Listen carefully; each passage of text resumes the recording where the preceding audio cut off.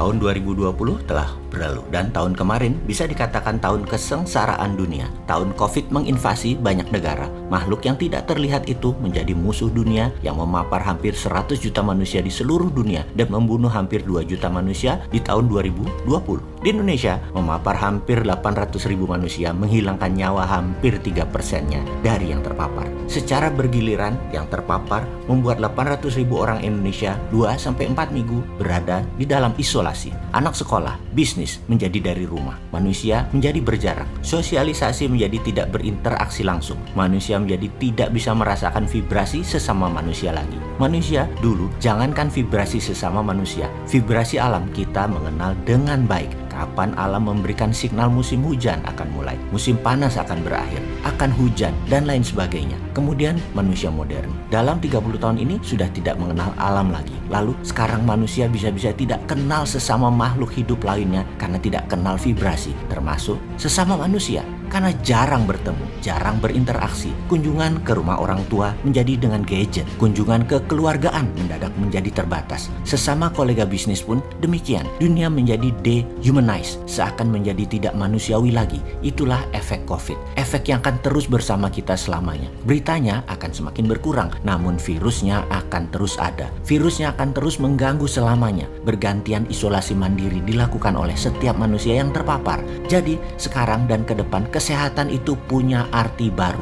Antibodi punya pemahaman baru yang wajib dilakukan, bukan hanya wacana. Antioksidan, makanan sehat, hidup sehat dengan olahraga, kebersihan menjadi kewajiban baru. Di tahun 2021, saya secara pribadi mengatakan inilah tahun sehat. Kita harus selalu sehat, stamina baik, antibodi tinggi, dan untuk mencapai itu semua, vitamin menjadi wajib, makanan sehat menjadi wajib, hidup bersih menjadi wajib, dan bahagia tertawa lepas menjadi kewajiban baru. Tahun menarik 2021, tahun survival of the fittest. Siapa yang fit, mereka yang survive. Fit itu bukan berarti pintar, bukan berarti jagoan, bukan berarti pemilik kekuasaan akan fit. Fit adalah kemampuan menggeser, shifting menjadi lebih cocok terhadap pergeseran yang sedang dimainkan oleh globalis. Geser sebentar agar maunya globalis tercapai. Dari tahun 1910 sampai 1945 ada 2 perang besar. Perang Dunia Pertama dan Perang Dunia Kedua. Sejak 2013 ketika Tiongkok mulai ekspansi dengan obor yang saat ini mengikat 70 negara, kita semua setuju tidak setuju inilah mainan globalis. Ingat,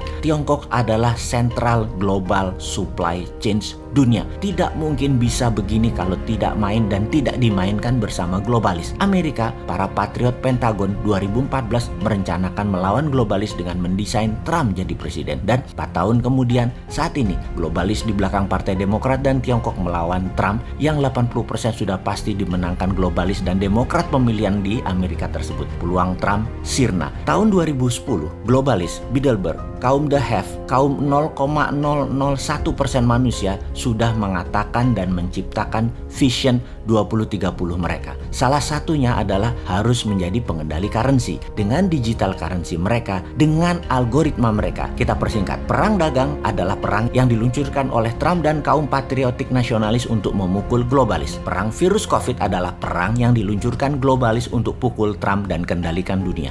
2% angka kasualtis korban perang akan terpapar 1 miliar manusia akan membuat tingkat pengangguran dunia mencapai 300 juta jiwa. Melihat data statistik ini, apa bedanya dengan 2 perang dunia? Yaitu Perang Dunia Pertama dan Perang Dunia Kedua. Sama, angka korban meninggal, angka pengangguran dunia secara presentasi sama. Sahabat, kembali ke resolusi survival of the fittest atas segala hal, ekonomi, kesehatan, dan banyak lagi. Resolusi baru tersebut pastikan kesehatan dan bahagia adalah utama yang harus kita capai. Urusan globalis dan patriotik nasionalis, kita lihat kemampuan pemerintah, para pejabat dan politikus. Buktikan mana NKRI mubung. Mampukah membuat tahun 2021 menjadi tahun annus mirabilis atau Anda menjadi sejarah contoh pengelola negara yang monggo isi sendiri.